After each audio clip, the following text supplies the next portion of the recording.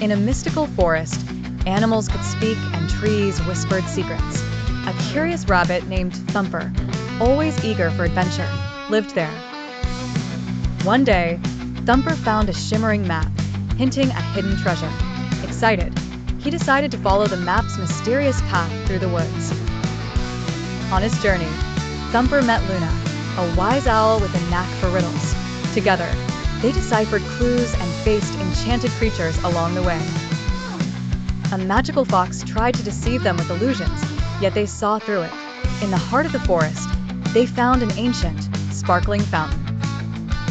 The fountain held the treasure, a golden acorn with immense magical powers. With the acorn's power, they wished for peace and harmony in the forest. Their wish brought new life to the trees, and laughter filled the air. Grateful, all the forest creatures celebrated, with Thumper as their hero. Luna's wisdom and Thumper's courage bound them in lasting friendship. The forest thrived, with every creature living in joy and unity. Thumper kept the map as a reminder of their unforgettable adventure. Thus ends the tale of Thumper's daring quest in the enchanted forest.